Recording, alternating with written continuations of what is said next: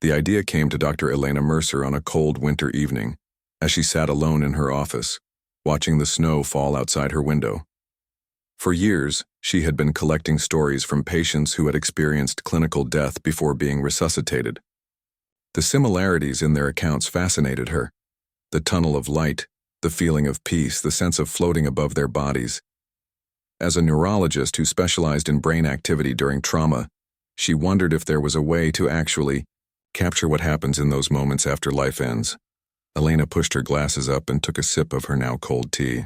Most of her colleagues thought studying death was morbid, but she saw it differently. Understanding death might help us understand life better, she believed. She scribbled some notes in her journal, the seed of an idea taking root. 3 weeks later, Elena stood nervously in front of the research board at Cambridge University. Her presentation slides showed a detailed proposal for what she called the Threshold Project. The room was silent as she explained her concept, placing specialized cameras and sensors in a coffin to record what happens after death. "This isn't about the supernatural," she explained, her voice steady despite the skeptical looks. "It's about measuring biological and physical changes that occur in the moments and days after clinical death that we've never been able to document before." The head of the board, Dr. William Porter, a man with thick gray eyebrows and a reputation for shooting down research proposals, leaned forward. "And how exactly do you plan to get approval for such a study, Dr. Mercer?" The ethical implications. Alone would be a nightmare. Elena had expected this question. With full consent from terminal patients who wish to contribute to science after their passing, similar to organ donation, but for research. The questions came like rapid fire after that. How would the equipment function? What exactly was she hoping to measure? Wasn't this just a waste of university resources? It was during this barrage that Dr. James Chen, a quantum physicist from the engineering department who had been quietly listening in the back, spoke up. "I think this could actually bridge some gaps in our understanding of quantum decoherence at body temperature," he said. The room turned to look at him, surprised by his support. "I'd be interested in collaborating on the technical aspects." That unexpected alliance was how the project began to take shape. Dr. Chen brought expertise in developing sensors that could detect quantum fluctuations, something he believed might show interesting patterns as the body's energy dissipated after death. A month later, Dr. Olivia Thompson joined their small team. As a thanatologist, someone who scientifically studies death and dying, she brought practical knowledge about the physical processes of death that would be essential for their research. "The body tells a story as it returns to the earth," Olivia explained during one of their early planning sessions in the lab. "But we've never had the technology to listen properly to that story." The 3 scientists spent weekends and evenings designing their equipment. They needed cameras that could function in sealed environments with minimal power for extended periods. They needed sensors that could detect the slightest changes in temperature, electromagnetic fields, and even quantum states. James created a prototype in his garage, a box of wires and circuit boards that didn't look like much but contained cutting-edge technology. "It can run for 3 months on its battery," he said proudly as he showed it to Elena and Olivia. "And it's sensitive enough to detect a single photon in complete darkness." Elena looked at the device with a mixture of awe and trepidation. "Now we just need approval to actually use it." That proved to be the biggest hurdle. For 2 years, their proposal bounced between ethics committees, review boards, and legal departments. Some called their research ghoulish. Others questioned the scientific merit. Many simply didn't want to deal with the controversy. During this time, Elena continued her regular work at the hospital, but the project was never far from her mind. One evening, while checking on a patient who had recently suffered a stroke, she met Robert Kwan, a hospital administrator with a background in bioethics. "I heard about your coffin camera project," he said as they walked down the hallway together. Elena sighed, expecting another criticism. "And you think it's disturbing, I assume?" Robert shook his head. "Actually, I think it's brave. Science advances when people ask uncomfortable questions." He paused before adding, "I might be able to help with the ethical framework to get it approved." With Robert's guidance, they rewrote their proposal, emphasizing the potential benefits. Better understanding of the dying process could lead to improvements in end-of-life care. Studying the precise moment of death might help define better criteria. For organ donation, documenting physical changes after death could advance forensic science. Finally, after 25 months of rejections, revisions, and resubmissions, they received conditional approval. The committee's letter stated, "While we acknowledge the unusual nature of this research, we believe it can be conducted ethically with proper protocols in place. The conditions were strict. They could only work with patients who had given explicit consent while still of sound mind. Family members also needed to approve. All data would be anonymized, and a bioethics specialist would oversee every step of the process." "We did it," Elena whispered as she read the letter in her office. Her hands were shaking slightly. After years of planning, the reality of what they were about to do suddenly felt overwhelming. The team set up their lab in a quiet corner of the university's research building. They refined their equipment, testing it under various conditions, to ensure it would work flawlessly when the time came. James modified the cameras to use infrared technology that could capture images in complete darkness. Olivia developed protocols for handling and transporting the equipment to ensure dignity for the deceased participants. "Now we need volunteers," Elena said during one of their meetings. This was the part that made her most uneasy. Approaching people who were dying and asking them to participate in an experiment after their death. They worked with hospice centers, explaining their research to staff who could help identify potential participants. They created brochures that explained the project in simple, respectful language. And then they waited. The first few months were quiet. People were interested in the concept but hesitant to sign up. Then one afternoon, Elena received a call from a hospice nurse. "There's someone here who wants to talk to you about your project," the nurse said. "He's a retired science teacher with terminal cancer. Says he's been looking for a way to contribute to science one last time." The next day, Elena met Thomas Park, a 78-year-old former high school physics teacher with a quick smile despite his frail appearance. He sat in a sunlit room at the hospice center, a book of quantum physics theories open on his lap. "So you want to put a camera in my coffin," he said directly, his eyes twinkling with interest rather than fear. "To see what happens after I'm gone." "That's a very straightforward way of putting it," Elena replied, taken aback by his candor. "But yes, essentially that's the idea. We want to record the physical processes that happen after clinical death." Thomas nodded thoughtfully. "You know, I've spent my life teaching kids about the mysteries of the universe. Wouldn't it be something if I could help solve one final mystery after I'm gone?" Over the next few weeks, Elena, James, and Olivia visited Thomas regularly. They explained every aspect of the research in detail. What equipment would be used, what data they hoped to collect, how his privacy would be maintained. Thomas asked thoughtful questions and took notes in a small leather-bound journal. "My wife was a scientist too," he told Elena during one visit. "Botanical researcher.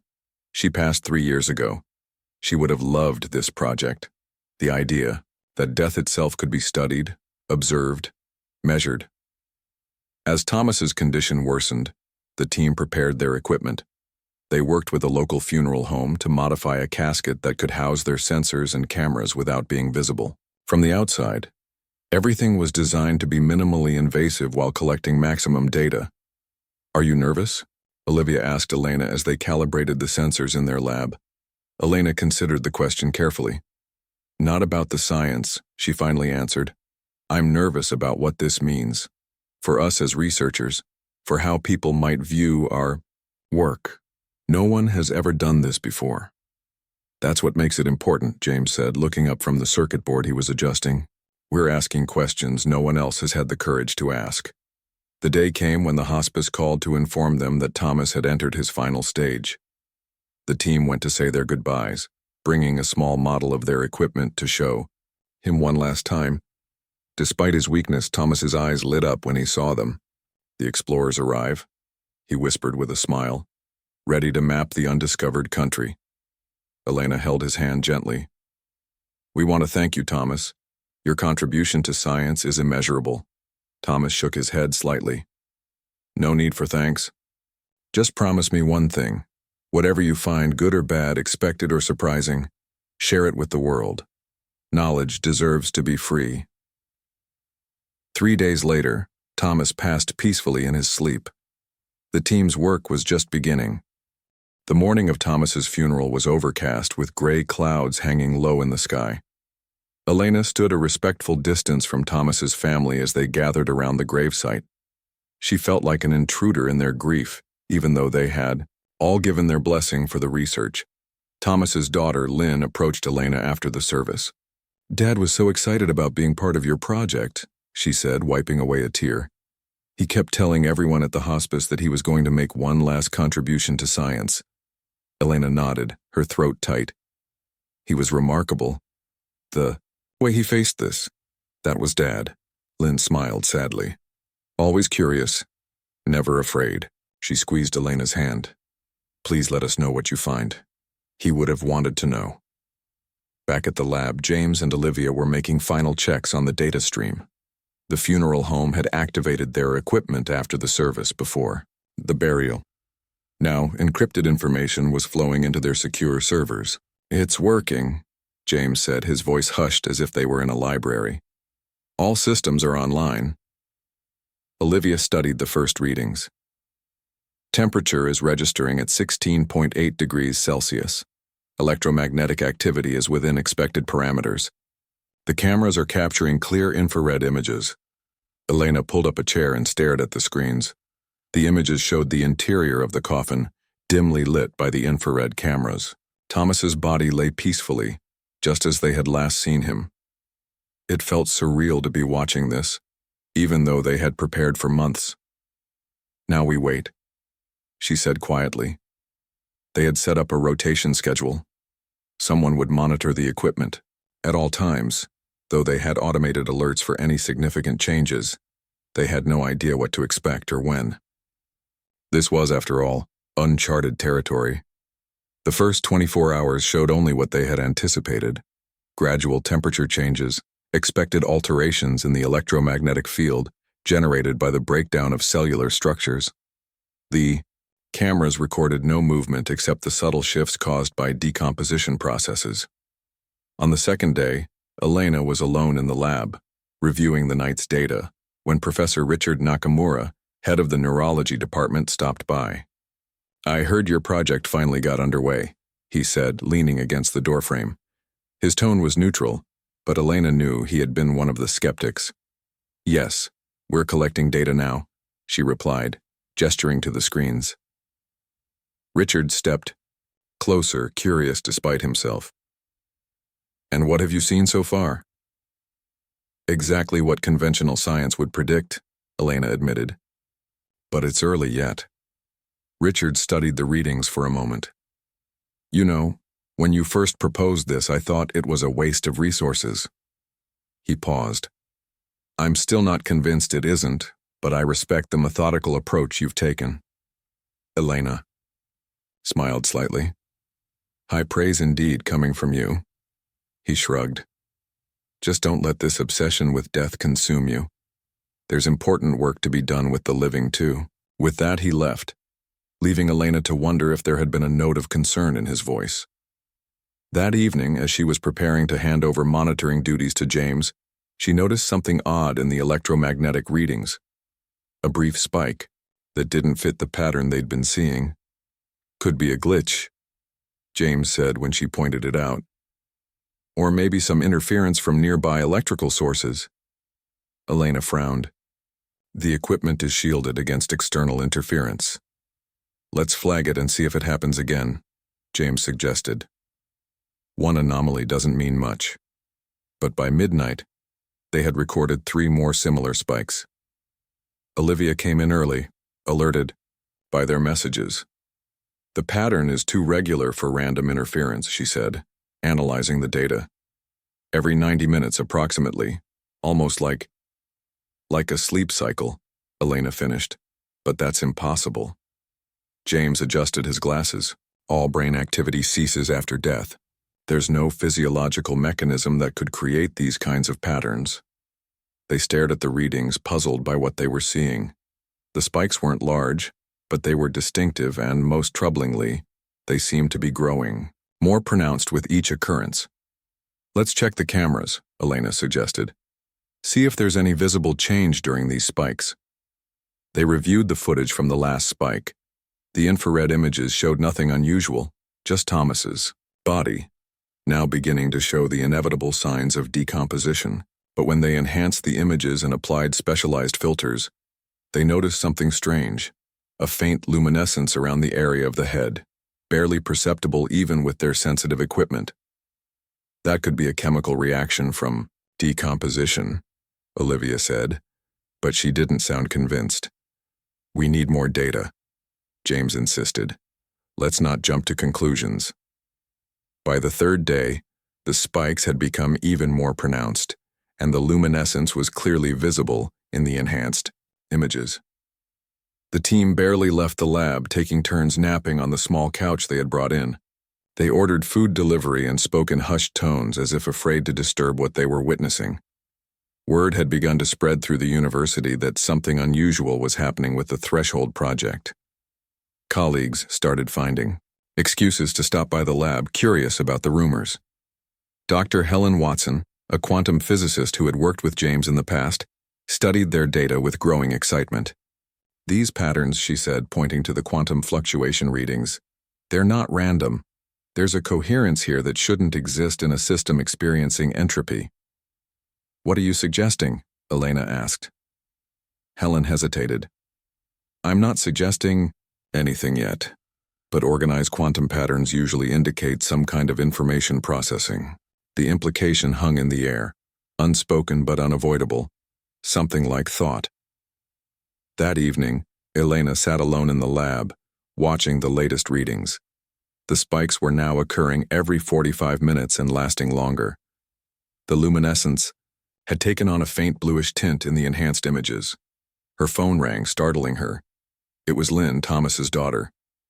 "I hope I'm not bothering you," Lynn said. I had this strange dream about Dad last night. He was trying to tell me something about your experiment. It sounds silly saying it out loud." Elena's heart raced. "What did he say in the dream?"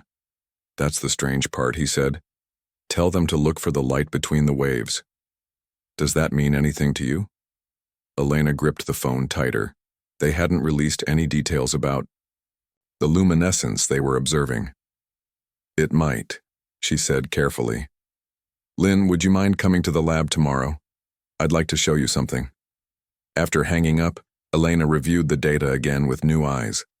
The light between the waves. She pulled up the electromagnetic readings and noticed something she hadn't seen before. Tiny bursts of activity between the major spikes, almost like Morse code, she whispered to herself. She grabbed a pen and began to transcribe the pattern. ... Her hands trembled as a message began to form. When James and Olivia arrived the next morning, they found Elena surrounded by pages of notes, her eyes red from lack of sleep.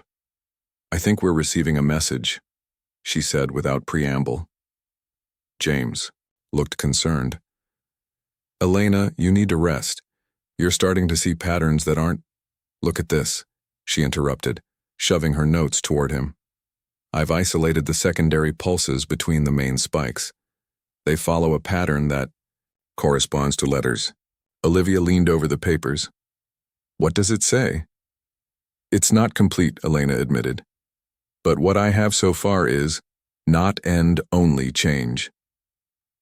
A heavy silence fell over the room. The implications were staggering and frightening. If these patterns were indeed a message, where was it coming from and how? "We need to be extremely careful about this," James finally said. "If word gets out that we're claiming to receive messages from the dead—" "I'm not claiming anything yet," Elena said, "but we can't ignore the data." That afternoon, Lynn arrived at the lab. Elena had debated how much to show her, concerned about both ethics and the integrity of their research. In the end, she decided on honesty. "We're observing some unusual patterns in the data," she explained, showing Lynn the basic readings without interpretation. "Patterns we can't fully explain yet." Lynn studied the screens with interest. "And this has something to do with my dream?" "Possibly," Elena said carefully. You mentioned the light between the waves. We're seeing unusual energy patterns that could be described that way. Lynn's eyes widened. So Dad is communicating somehow? We don't know what's causing these patterns, Elena said truthfully. It could be a natural process we don't yet understand, but we're continuing to investigate. Lynn touched the screen gently. He always said that death was just another state of being, not the end. The scientific community thought he was a bit eccentric for it. As Lynn spoke, the electromagnetic readings suddenly spiked dramatically, the strongest reading they had seen yet. The luminescence in the enhanced images flared brightly. What's happening? Lynn asked, alarmed. Elena stared at the readings in astonishment. I don't know, but it seems to be responding to you. The next 12 hours brought more inexplicable phenomena. The quantum fluctuation patterns, which had been showing unusual coherence, now displayed complex structures that, according to James, shouldn't be possible according to our understanding of quantum mechanics. The team worked frantically to document everything, aware that they were witnessing something that could redefine our understanding of death, and perhaps consciousness itself. We need to bring in more experts, Olivia suggested. People who can help us understand what we're seeing from different scientific perspectives. Elena nodded slowly. But we need to be careful about who we invite in. This is too important to be sensationalized or dismissed. As they debated their next steps, the computer suddenly chimed with an alert. The pattern of secondary pulses had changed, becoming more rapid and complex. It's a new message, Elena said, her voice barely above a whisper. She began to transcribe the pattern, her expression growing more amazed with each letter. When she finished, she looked up at her colleagues, her face pale. It says, consciousness. Persists beyond body, tell the world. News of the unusual reading spread through the university like wildfire. By the end of the week, Elena, James, and Olivia found themselves facing a storm of curiosity, skepticism, and in some cases, outright hostility from their colleagues. Dean Franklin called them into his office on Friday morning. His face was grim as they sat across from his polished oak desk. Do you understand the position you've put the university in? He asked, his fingers drumming nervously. I'm getting calls from reporters, from other research institutions, even from religious organizations. We haven't released any official findings, Elena pointed out. We're still analyzing the data. The dean sighed. But your team has been talking. Rumors are circulating about messages from the dead. Do you have any idea how that sounds? James leaned forward. With all due respect, sir, we're scientists. We go where the evidence leads us. And right now the evidence is showing phenomena we can't explain through conventional understanding. Then find a conventional explanation, the dean snapped, before this university becomes a laughingstock. As they left the office, Olivia whispered, He's scared. They all are. Elena nodded. People fear what they don't understand. And no one understands death. Back in the lab, they found Dr. Helen Watson waiting for them. The quantum physicist had been helping them interpret the strange patterns they were seeing.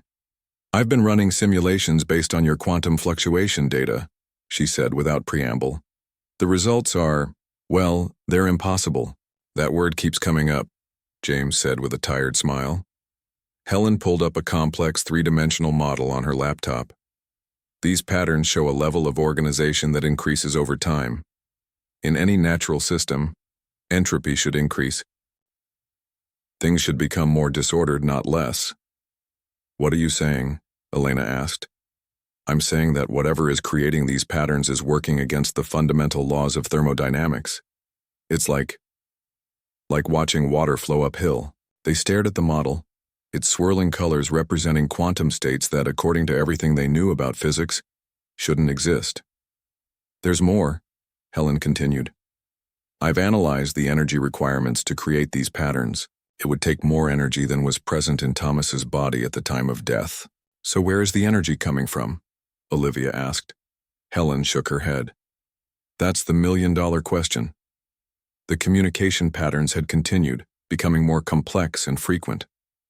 Elena had filled notebooks with transcribed messages, many of which were cryptic but seemed to describe a state of existence beyond physical life. Not dark, not light, beyond dimension. Time different here, simultaneous, can see all moments at once. Lynn visited the lab regularly now, fascinated by the connection to her father. During her visits, the activity always intensified. "It's like he knows you're here," Elena told her during one such visit. Lynn smiled sadly. "He promised me he'd find a way to let me know he was okay. I just never expected it would be through science." That afternoon, they decided to try an experiment. Lynn brought some of Thomas's favorite music, classical pieces he had loved. They played it near the computers, monitoring the equipment. The response was immediate and dramatic. The electromagnetic spikes doubled in intensity. The luminescence in the images flared brightly, and a new message began to form. "Hear music, beautiful, remember Bach, comfort." Elena and Lynn stared at each other in astonishment. Thomas had particularly loved Bach. "This can't be coincidence," Lynn whispered. Word of their findings continued to spread despite their attempts at discretion. The university was divided. Some faculty members demanded the project be shut down, calling it pseudoscience and embarrassing. Others were intrigued and offered assistance. Dr. Richard Nakamura, who had initially been skeptical, now spent hours in their lab reviewing their methodology. "I'm not saying I believe you're communicating with the dead," he told Elena. "But I can't find flaws in your data collection or analysis. Whatever is happening deserves serious study." Professor Andrea Rodriguez from the philosophy department became another unexpected ally. "Throughout human history, every culture has had beliefs about consciousness surviving death," she pointed out. "What if those beliefs were based on an intuitive understanding of something science is only now able to measure?" By the end of the second week, the team had brought in experts from various fields: quantum physics, neurology, information theory, even theology. They formed a small but dedicated group committed to understanding the phenomena. Dr. Patel, an information theorist from MIT who had flown in to see their data firsthand, was particularly excited by the patterns.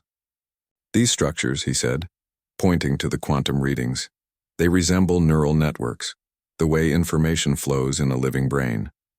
But they're more complex, more interconnected. It's like watching a brain with no physical limitations." On Day 16, they received the most direct message yet. Consciousness not produced by brain is receiver, consciousness persists. The implications were staggering.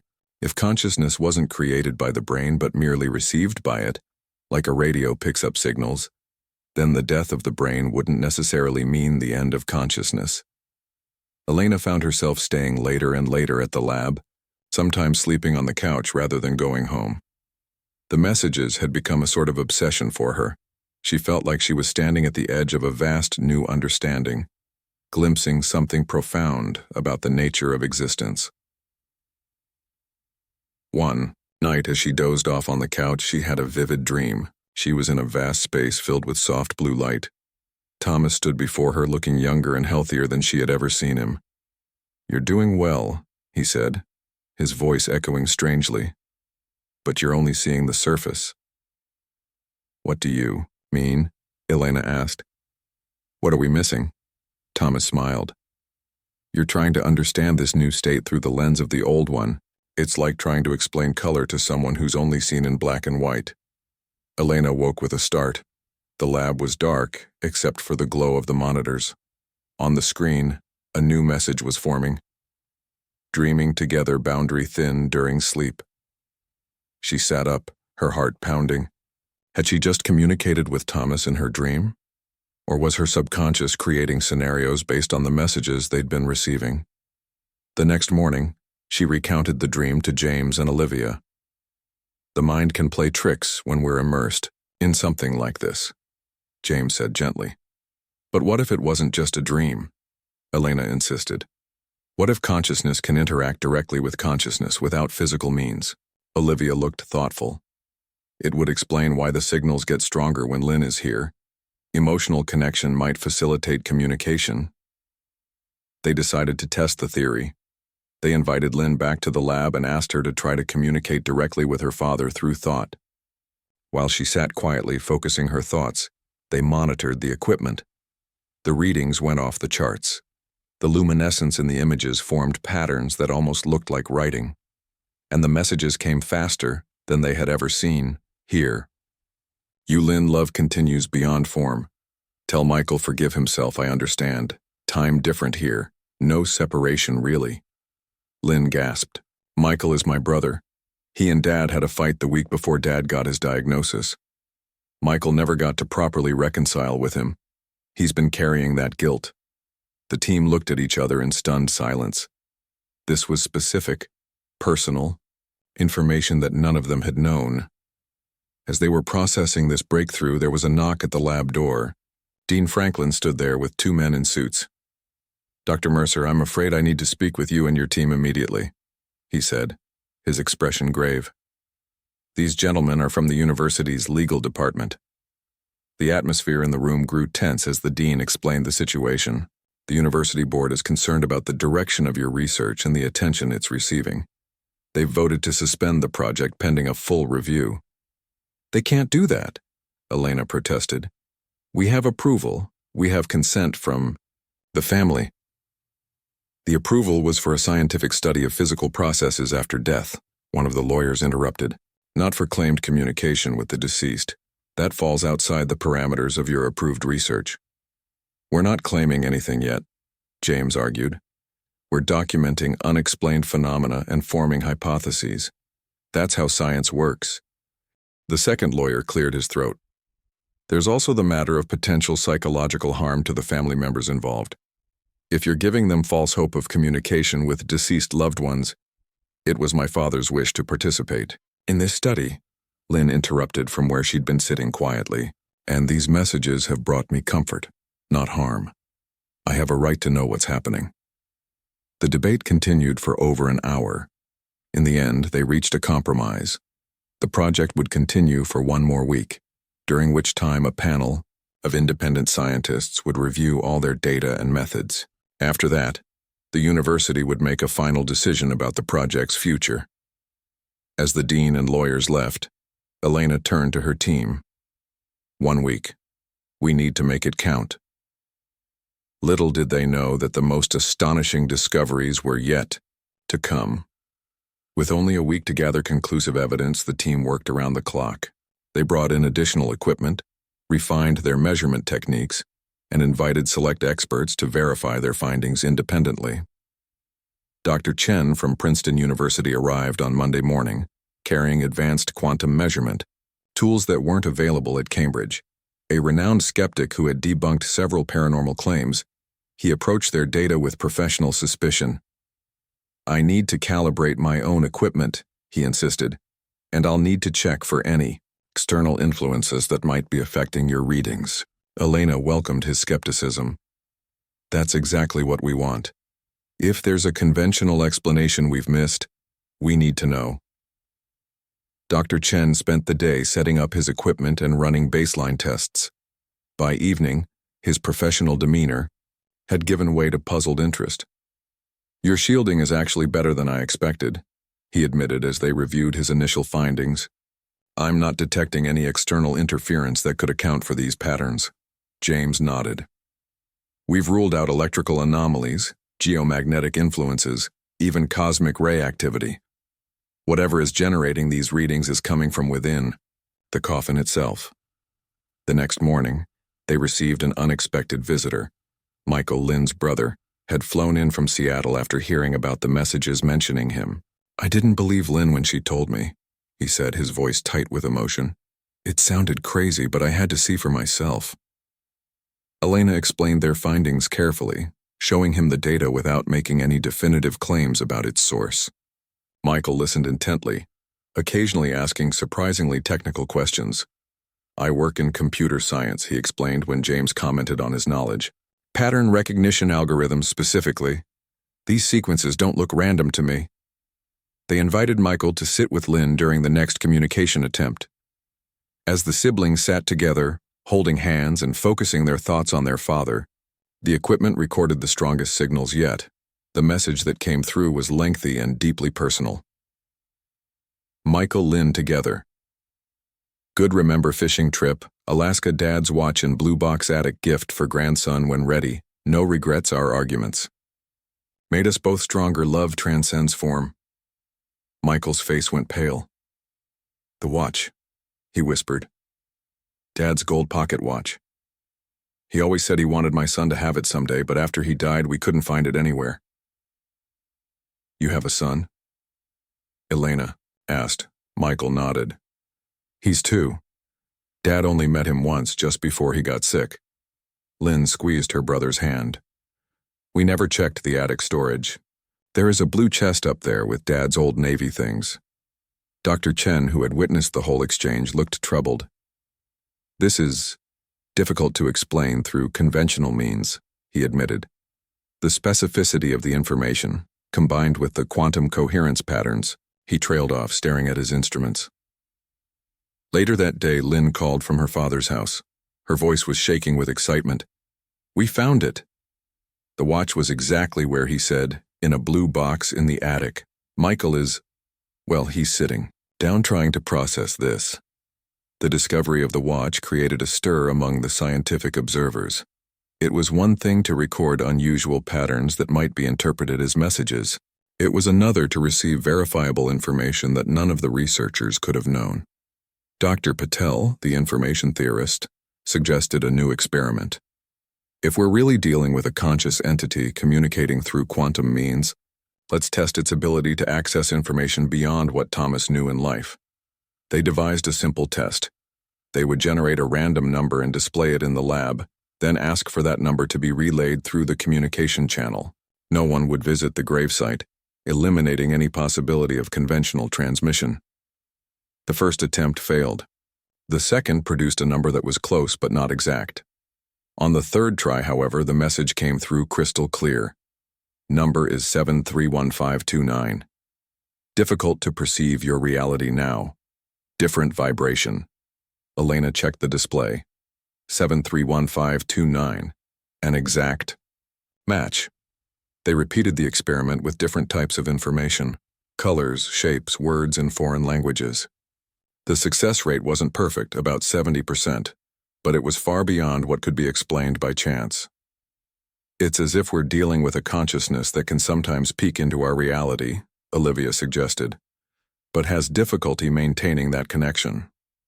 As word of their results spread, the pressure on the university intensified.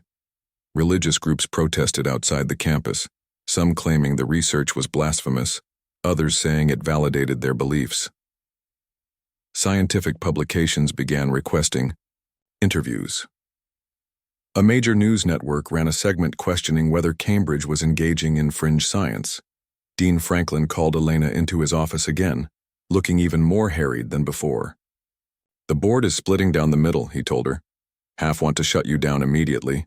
The other half think we might be on the verge of a groundbreaking discovery. He sighed heavily. What do you truly believe you're observing, Doctor? Mercer, off the record. Elena considered her words carefully. I believe we're detecting the continuation of consciousness after physical death. The data supports this interpretation better than any alternative explanation we've been able to test. The dean was silent for a long moment. If you're right, it changes everything. Not just science, but how we understand human existence. He straightened in his chair. You have until the end of the week. Make it count. Back in the lab, they decided to attempt their most ambitious experiment yet. They had been receiving increasingly complex quantum patterns that, according to Dr. Patel, resembled neural mapping, almost like a scan of brain activity, but far more intricate. What if we try to visualize these patterns? James suggested. Convert them into a 3-dimensional model?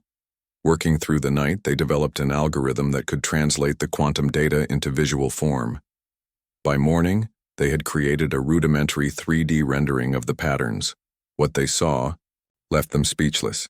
The visualization showed structures that unmistakably resembled neural networks, but vastly more complex and dynamic than anything seen in a physical brain. Connections formed and reformed in real time, creating patterns of astonishing beauty. and complexity. It's like watching thoughts form, whispered Dr. Chen, who had abandoned his skepticism in the face of the evidence, but not constrained by physical neurons. As they refined the visualization, they began to notice something even more remarkable. Certain patterns appeared whenever specific topics were discussed or when certain people were present. They could actually see the response forming before the message came through. It's responding to us, Elena realized. We're watching consciousness in action, just not in a form we're familiar with. Dr. Rodriguez, the philosophy professor, spent hours watching the visualizations. Plato spoke of forms existing beyond physical reality, she said. Many philosophical traditions have suggested that what we perceive as consciousness might exist independently of the brain. What if they were right all along? On Thursday, just one day before their deadline, they invited Lynn and Michael back to the lab. As the siblings watched the swirling patterns on the screen, Elena explained what they believed they were seeing. We think this is a visual representation of your father's consciousness, or at least the part of it that's communicating with us.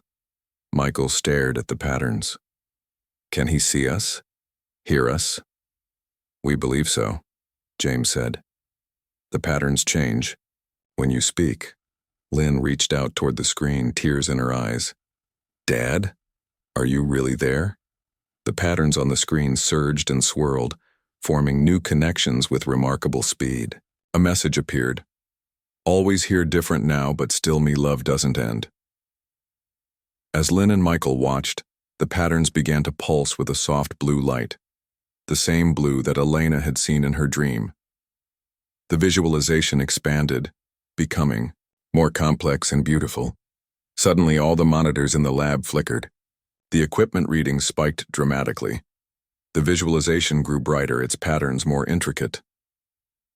Something's happening, James said, checking the instruments. The quantum coherence is increasing exponentially. The blue light from the visualization seemed to extend beyond the screen, casting an ethereal glow throughout the lab. For a brief moment, Elena thought she saw a human figure formed within the light. Just for a second, the distinct impression of Thomas's face, smiling. Then, as suddenly as it had begun, the phenomenon subsided. The readings returned to their previous levels. The visualization continued its complex dance, but the extension of light was gone. Did everyone else see that? Elena asked, her voice barely audible. The room was silent. Then Lynn spoke, her voice filled with wonder and tears. That was him. I know it was him. Dr. Chen was frantically checking his instruments. We recorded it. Whatever it was, we have data. They spent the rest of the day and night analyzing what had happened. The quantum patterns during the event had achieved a level of coherence that, according to Dr. Patel, should have been physically impossible. It's as if the consciousness temporarily created a bridge between whatever state it exists in now and our physical reality, he suggested. The final message they received before the end of their official research period was simple, but profound. Death is a doorway, not an end. Remember and tell others. Friday afternoon. Arrived, and with it, the university committee that would decide the fate of their research. They presented their findings, the data, the independently verified tests, the visualization, and finally, the recorded anomaly from the previous day. The committee members sat in stunned silence as they watched the footage of the blue light forming what appeared to be a human face. We're not claiming definitive proof of life after death, Elena concluded, but we are presenting evidence that consciousness may not end when the brain ceases to function. We're asking for the opportunity to continue this research with more subjects and refined methodology. As the committee filed out to deliberate, Dean Franklin approached Elena. Whatever they decide, he said quietly, you've started something that can't be stopped. This will change how we think about death and life. Elena nodded. That's what Thomas wanted. His last message to us before he died was, knowledge deserves to be free. The team waited anxiously for the committee's decision, knowing that, regardless of the outcome, they had glimpsed something profound, a hint that death might not be the end, but merely a transition to another state of being. The university committee returned after 2 hours of deliberation. The 7 members filed back into the conference room, their faces unreadable as they took their seats across from Elena and her team. Professor Wilson, the head of the committee, cleared his throat. "Dr. Mercer, after reviewing your findings, we've reached a decision." Elena held her breath. Beside her, James and Olivia tensed. "The committee has voted to extend your research permit for 1 year," he announced. "However, there will be conditions." Relief washed over Elena. They could continue their work. "What conditions?" she asked. "First, you'll need to expand your research to include more subjects, with proper consent, of course. One case, no matter how compelling, isn't enough to draw scientific conclusions. We've already had inquiries from several terminal patients who've heard about our work," Olivia said. "That shouldn't be a problem." Professor Wilson nodded. "Second, you'll work with an expanded team of independent observers from various disciplines. Your findings are simply too significant to rely on a small group of researchers, no matter how capable. We welcome the additional expertise," James said. "Finally," Professor Wilson continued, his tone growing more serious, "all future findings must go through a confidential review process before any public statements are made. The implications of your research extend far beyond academia. We need to be thoughtful about how this information reaches the public." Elena frowned. "We're not interested in sensationalism, but we do believe in scientific transparency." "And you'll have it," Professor Wilson assured her. "But with proper context and verification. These aren't just scientific discoveries, Dr. Mercer. They potentially affect humanity's most fundamental understanding of life and death." The following weeks were a whirlwind of activity. News of the committee's decision leaked to the press, and suddenly, the Threshold Project was being discussed in scientific journals, mainstream media, and dinner tables around the world. Opinions were sharply divided. Many dismissed their findings outright, while others hailed it as the most significant scientific discovery of the century. Elena found herself turning down interview requests almost daily, focusing instead on establishing protocols for the expanded research. They converted a larger laboratory space into their new headquarters, equipped with even more sensitive instruments and enhanced visualization capabilities. 2 new subjects joined the study. George Henderson, a 65-year-old physics professor with terminal lung cancer, and Patricia Wong, a 72-year-old retired nurse with advanced heart failure. Both had read about the research and contacted the team, eager to contribute to science even after their deaths. "I've spent my life trying to understand the universe," George told Elena during their first meeting. "Why stop just because my body is giving out?" Patricia's reasons were more personal. "I lost my husband 3 years ago," she explained. "If there's a chance I might connect with him again, even in some way I can't fully understand yet. That gives me peace as I face my own ending." The team worked closely with both participants, explaining every aspect of the research and getting to know them as people, not just subjects. They recorded hours of conversations, collected personal histories, and documented their beliefs and expectations about death. It was important to establish baselines for comparison with any communications that might come after. George passed away first, on a rainy Tuesday in November. The equipment was in place, the protocols were followed, and within 48 hours they began receiving signals similar to what they had observed with Thomas. The quantum patterns were distinct, uniquely George, in ways they could actually visualize through their improved systems.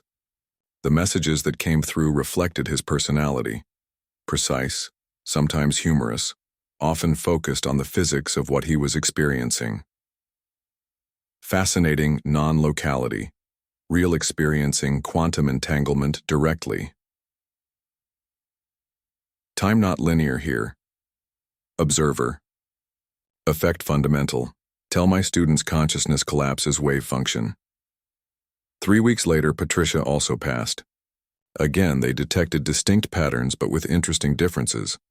While George's communications had been largely intellectual, Patricia's had an emotional quality that affected everyone in the lab. Beautiful here, no pain, husband waiting. Helped me transition. Love is physics of consciousness connecting across states. Emotional bonds transcend physical death's strongest force. With 3 distinct cases showing similar phenomena, but with individual variations, the scientific community began to take serious notice. Skeptics still suggested alternative explanations, from equipment malfunction to unconscious researcher bias, but these were increasingly difficult to maintain in the face of the growing evidence. Dr. Helen Watson published a groundbreaking paper in Nature, detailing the quantum coherence patterns they were observing and proposing a theoretical framework for how consciousness might persist in a quantum state after physical death. If consciousness is fundamentally a quantum phenomenon, she wrote, then the cessation of brain activity might not end consciousness but merely change its expression. The brain may be more receiver than generator, a physical interface for a consciousness that exists at a quantum level. The paper sparked intense debate in scientific circles. Traditional neuroscientists argued that consciousness was clearly produced by the brain, pointing to how physical damage or chemical changes affected awareness. Quantum physicists countered that the mind-body problem had never been satisfactorily resolved, and that quantum mechanics already contained mysteries that defied conventional understanding. Through it all, Elena, James, and Olivia continued their work, refining their methods and expanding their data. They developed new ways to visualize the communications, creating immersive 3-dimensional models that allowed people to walk through the patterns of what appeared to be post-physical consciousness. Lynn and Michael visited regularly, sometimes bringing Michael's young son, who seemed particularly fascinated by the swirling blue lights of his grandfather's visualization. "Ball," he would say, pointing at the complex patterns. "Grandpa Ball."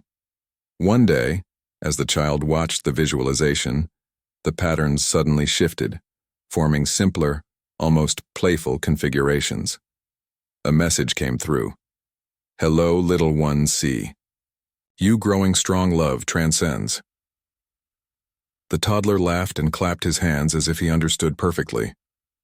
6 months into the expanded research, they had documented over 500 distinct communications from the 3 subjects. The patterns were becoming clearer, more consistent, and the visualizations more detailed. They could now identify specific emotional states, recognize when a subject was responding to particular people in the lab, and even detect when subjects appeared to be communicating with each other. "They're forming a community," Dr. Rodriguez suggested as they observed patterns showing interaction between Thomas, George, and Patricia. Perhaps sharing experiences or helping each other adjust to their new state.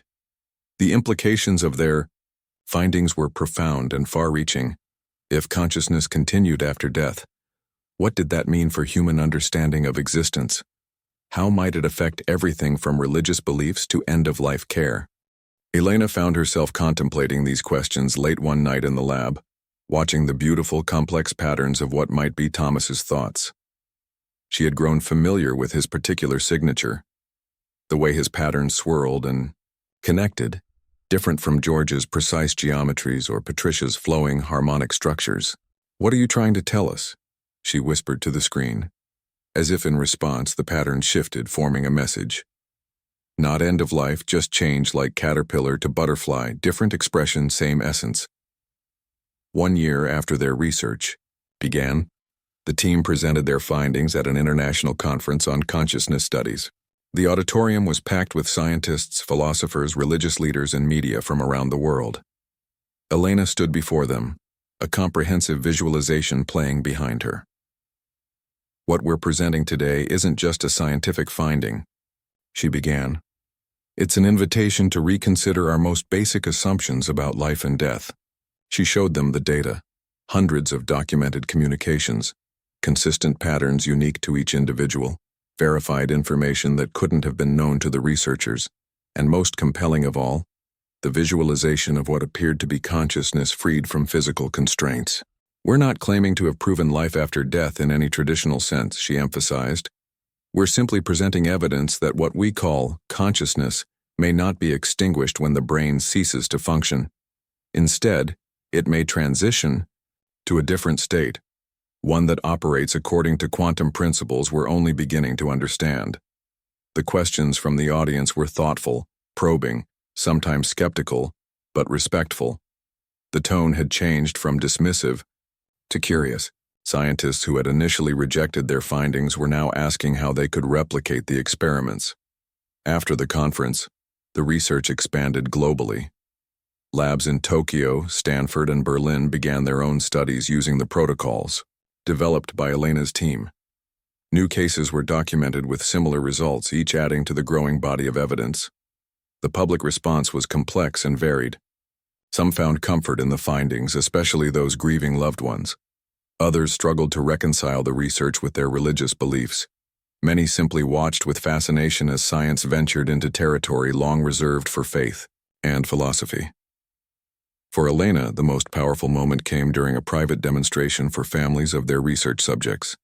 As Lynn and Michael watched the newest visualization of their father's consciousness, now rendered in breathtaking detail, swirling patterns of blue and gold light forming complex, beautiful structures, Lynn asked a question. "Do you think he's happy? In whatever state he's in now?" Before Elena could respond, the pattern shifted, forming a message more poetic than most they had received. Beyond happiness and sadness, experiencing wonder, beauty connection. Love remains, 2 years. After Thomas Park had first volunteered for their study, Elena stood at his grave on a bright spring morning. She placed flowers beside his headstone, which bore the inscription he had requested. "Knowledge deserves to be free.